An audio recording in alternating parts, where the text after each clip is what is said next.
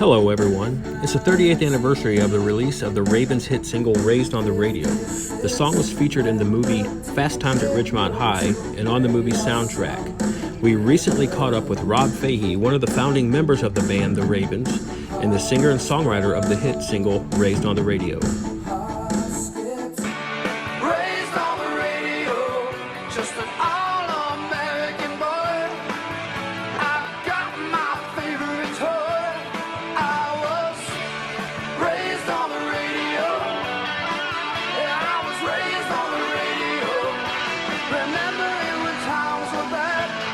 Thank you guys for joining us. I've got Rob Fahey here with us. He's one of the founding members of the band The Ravyns, nationally known for the hit that was on Fast Times at Ridgemont High soundtrack and in the movie Raised on the Radio.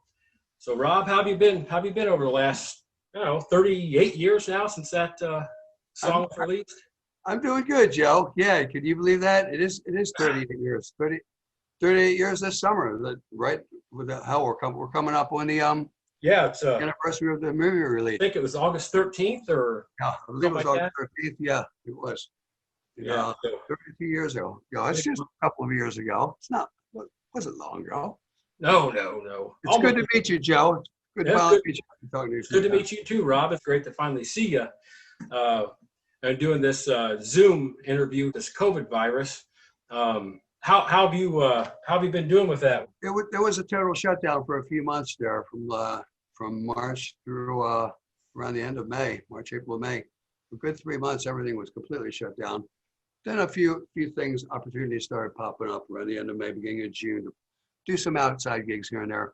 So I've been fortunate, because I've had some nice outside gigs to play, outside parties and things like that, events that and I'm lucky. I can work the weekend with my band. I have a local band. We go by Rob Fahey and the Pieces. So I do that, and I do a lot of solo acoustic stuff. And occasionally I'll do a duo with a friend or a trio with friends. But it's mainly solo acoustic and the Pieces. Raised on the Radio song there. Does everybody still demand that song to be played? You better believe it. It's requested every night. It's rare that it's not requested. It's not. Yeah. Such a well-known song. Fellow bandmates from the Ravyns, you guys still get together? Well, we're all still in touch. We don't really get together very often because we're kind of spread out. To get a Ravyns show together, it takes a little planning and to get everybody's schedules to line up. And we actually missed a couple of jobs since a couple of shows since the restrictions all set in and lockdown kicked in. And we had a show lined up for this November, which actually got changed. Got canceled. The room we were supposed to do it in was one of the casualties when it closed. Oh, yeah, there's been a lot of that stuff with this virus. The safety precautions, all that stuff. Have you guys done anything different, like with the distance between the fans, obviously, or? Well, I pretty much request that if my performance area is going to have a little space. I'm going to have some space in front of me and around me that people can only get so close to me. And I'll even put up some signs. One of my daughters made me some signs from her work, social distancing signs to put up on each side of me, just as friendly reminders. Because sometimes people will approach, they'll be approaching to make a request, and you got to put your hand up, or they'll see the sign, or point to the sign to see the sign, and so they'll stay back several feet and then ask, make the request. I stay out of the crowd. I don't get into the crowd. I stay out of the crowd. We go all over the country watching music, my wife and I, and our little girl. So we've not seen anybody this year. We've had everything canceled. So it's nice to get that insight about what it's like for you, the artist, to be on stage during this time. It's nice to see that you're staying safe. When did you start getting into music? I got into music when I was really, really young. I think I got my first guitar around 6 years old. When I was that young, I had aspirations of being an Elvis Presley. So I had a guitar and said that I wanted to be like Elvis. I was taking guitar lessons, and that was a few years before the Beatles came along. Then I stopped playing. I lost interest because I got more interested in baseball. Then I wanted to be a baseball player. And then it was 1964, and the Beatles had hit the airwaves, and one of my buddies up the street said, he said, "Hey, Rob, you still got that guitar in the attic?" I said, "Yeah, I do."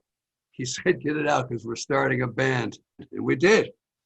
And our first band, our trio, was actually called the Beatles 3 because we were playing all Beatles music. We changed it to the Shandells.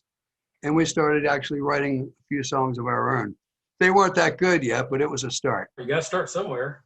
Yep. The Shandells, I like that name. Yeah, the Shandells. That was before Tommy James and the Shandells came along. Yeah, because I was going to say that it's kind of sounds like a play off that, but that was before they came out. Well before the Shandells came along. I was raised on that 50s and 60s sound. We had the oldies station, and that's what they played, all the old music, and that's what drew me to this song. I probably first heard Raised on the Radio probably around 84 or 85. I was a little bit too young to see it when it was released and came out in 82. But I mean, it just hit me because that's what I was listening to, the old stuff. Yeah. Well, basically that's what it's about. It's about being young and listening to like my transistor radio or whatever radio. I had a transistor and we had an AM radio, tube AM radio in the kitchen of our house. That's the vibe. It's like that it's got that AM radio 60s vibe. That's what it's about, you know. So guitar was obviously your first instrument. Did you play the other instruments? I played quite a bit of piano. So I went to college and majored in music, and I played classical. My major instruments were classical guitar and piano, and I minored on violin also. Music classes you took, did they help you with your guitar? Absolutely, especially classical guitar. That's I learned so much about voicing a guitar from playing classical guitar. Because it's not how many notes you play, it's how you space them, how they speak. 3 notes are often better than 5 or 6 notes at one time. The guitar teacher used to get really upset with me because my thumb would creep over the top of the neck. Yeah. And he said, he was like a nun or something. He'd have a rule like, get that thumb off of the top of the neck, get that thumb behind the neck. Yeah, I had bad influences from Jimi Hendrix. Jimi Hendrix was a great influence, but he was a bad influence. Did you have any other successful bands before the Ravyns came along? A couple of them. Probably the band of note, which was right before the Ravyns, was a band called Holland's Ferry. We did a full-length album. We actually released a full-length album in the area and, had some local notoriety. Got a little bit of airplay. That was when FM radio was just starting to break through. We released our album in 77. Here's Rob Fahey with Holland's Ferry. Like the man who'd been blind so long, I had finally found that my eyes were meant to see. AM radio stations, we got a little bit of airplay on too. One of which was WCAO, which was a huge radio station in the 60s. Huge. Yeah, I've recently through your wife been able to look at some of that music that you did with that group. Yeah, that was good music. Was it just a 3-piece? Was it just three of you? Holland's Fair was 3-piece, yeah. So a lot of 3-part harmony. The Holland's Fair, did that lead into the Ravyns? Actually, it was Ravyns started right after Holland's Fair disbanded in 79. Any of the band members from Holland's Ferry, were they part of the Ravyns? I was the only one. And then how'd you meet the other guys? With the Ravyns? Yeah, with the Ravyns, yeah. Some of those guys had a band called Climb a Donkey. And they were actually more of a country rock. Not real country, like Poco, Little Feat. Yeah, oh yeah. Had a kind of vibe. Really, they were a really good band. I met Keith Brewer actually through a booking agent, music agent, who actually became the Ravyns manager for a while. And we shared each other's material, and we thought, things were a little shaky with his band at the time, and things were a little shaky with Holland's Ferry, what was going to happen at the time. And we said, well, maybe we should get together. And that's how it happened. And all your fans are glad that you did, me included. The Ravyns had almost immediately had a big fan base in Baltimore in the area. It happened really fast. The music you guys were putting out back then, such good music. When did you write Raised on the Radio? I actually wrote that song during a brief period that the Ravyns had disbanded. During the fall of '81, I had probably one of my best writing periods of my life. I wrote so many songs in a few months, one of which was Raised on the Radio. So I demoed it, and when we put the Ravyns back together, Ravyns regrouped in the beginning of 82 with 2 new members, and it kind of gave us a little bit of a newer sound. Raised on the Radio just fit right in with the sound that we had, and it was pretty quick how people that song caught on with people in the industry. Was it released to radio before the people with the movie Fast Times at Ridgemont High, before they picked up on it? Was it on radio getting airplay before that? No, I had actually had a publishing offer or 2 for that song on my own, and I didn't accept them. I didn't want that. I told them, I said, look, what I'm really looking for is a recording contract. Because in those days, you used to make cassette tapes, and if you found a connection to a record company, a record label to send them to, you could send them, and a lot of times they would get listened to. You know, it's funny how things can happen. Like we're sending these songs all over the place in 1981. But one of the members of the Ravyns, David Bell, happens to be invited to a Cars concert. He goes backstage at Meriwether Post Pavilion because one of his best friends and roommates, his roommates were really good friends with the Cars tour manager. Oh man, one of my favorite bands. So David met the Cars tour manager. His name was Mike McGinley backstage, and Mike McGinley said, well, look, I'm going to give you my information. Why don't you send a demo out to my place in LA? So we said, sure. So we made up a demo and sent it out to him. A couple of weeks later, he called and was real curious. He said he wanted to know who earned the rights to the songs. And then he said, I want to talk to whoever wrote Raised on the Radio. So he set up a telephone conference with me. And he wanted to just be sure that I owned all of that music, that I had made any publishing deals or anything with anybody. I said, no. So he said, well, there's something going on with this song. I can't even give you all the details right now, but it's pretty big. I was like, whoa. He came to Ocean City, Maryland to see the Ravyns perform. And he flew back and he said, look, he spilled the beans. He said, look, it looks like this song is going to be in a soundtrack of a Universal Pictures movie that's coming out this summer. He said, look, the people at Universal want the song in the movie, but they're considering having it recorded by another act, by an established national act. They're unsure about putting a band that nobody's heard of on the soundtrack. He said, I think you guys should be on the soundtrack. We said, yeah, we think we should too. Yeah. But he hired a good attorney and fought the good fight for us. And a couple of weeks later, said, hop on a plane, your flight arrangements are made. You're coming to LA to record Raised on the Radio for a movie called Fast Times at Ridgemont High. Boom. Yeah. There it is. Yeah. Later. Still celebrating the movie. Raised on the radio, just an all-American boy. Was that the first time it was released on the soundtrack? Yeah. And it was also a priority single release for the soundtrack. It was the second single released right after Jackson Brown's Somebody's Baby. So they were the main 2 songs in that sense. They were the 2 singles. Yeah, and guess which song made it on my my 80s page first? It was your song. I'm hoping it's the Ravyns. Yeah. Oh, yeah. I've always loved that song. I wanted to find a way to get that video out there through my page. And I got it edited just a little bit with just a filter and all that stuff. Added my own thing to it, and it's all over the place now. The video, did you realize that video is 2 years after the movie? Yeah. So is it a different version of the? Yeah. Is the song a different version than your original version? Yeah, when we did the song for Fast Times at Ridgemont High, we had a pending deal with Warner Brothers Records at that time, and we actually had the contracts in our hands, and things fell through. So our manager, Mike McGinley, he had kind of become our manager representing us at that time. And he said, don't worry, guys, we're going to get another deal. By the beginning of '83, he had us signed with MCA Records.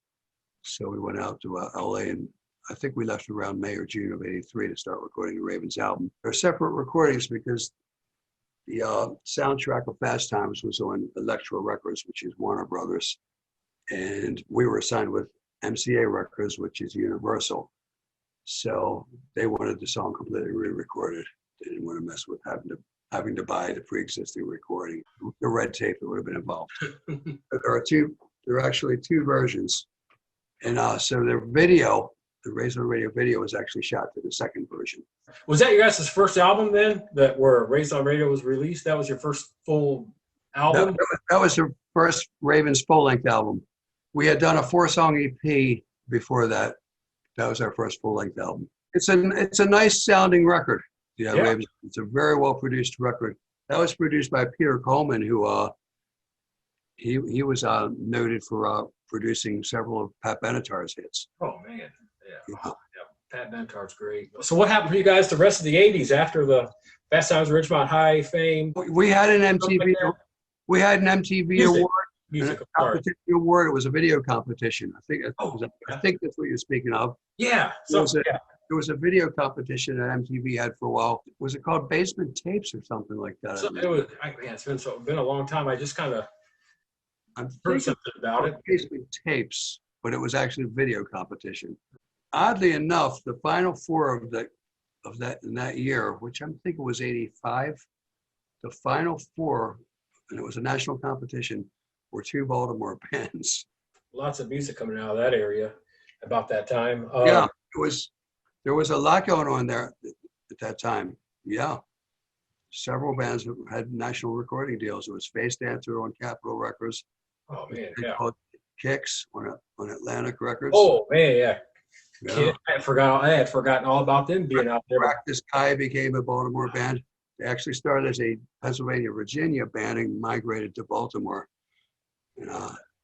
Kicks always does that. You guys have like a music festival out there, the Maryland, whatever. The M3. Yeah. It's still a real good live band. A lot of energy. Yeah. What'd you guys do through the rest of the '80s there and the '90s? The Ravyns. After the MCA album, we had a multi-album deal, so to speak. Mm-hmm.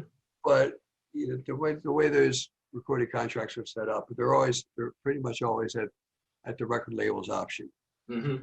They're not the band's option. Yeah. We had all the groundwork laid to record a second album, but then it didn't happen. We didn't get to record a second album with MCA, and then we had some interest from some other labels, and nothing panned out. And I guess it was just rock and roll frustration set in, music business frustration set in.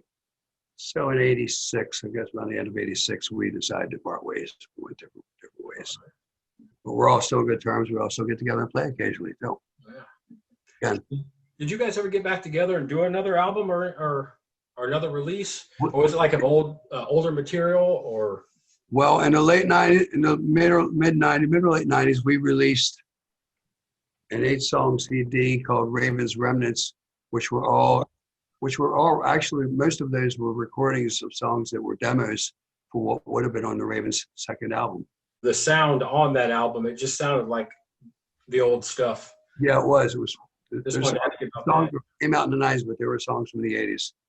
And just a few years back, we did release another full-length CD called "History Repeats Itself." That is good. You don't a lot of the bands you see, they even some of the prominent ones now, you see they have so many fights within the band and all that stuff, breaking up. You got multiple band changes and all that stuff. I saw that you guys were on Maryland Music Awards. That was 2014 that took place, and I won the category of Maryland Music Icon. So that was quite an honor for me. It's quite an honor. I was able to watch that. That was pretty neat. Completely surprised about that one when you won. Yeah. I was hoping to win. I honestly didn't think I would win, but that's amazing. They deserve it. I was really honored. I gotta step in here. You were backstage, and your band members had to say, "Rob, you just won." They just called your name. Well, because we were performing. Prepared. Well, we were performing at the ceremony, and it was kind of hectic because it was almost time for us to perform in that category. It was time for that category to be announced, music icon, and I wasn't really paying real close attention.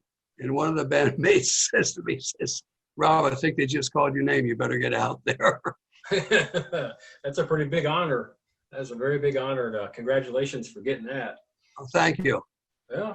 Is there any, like, you have any plans of slowing down anytime soon with playing, or are you just going to feel like you want to play until you can't play anymore?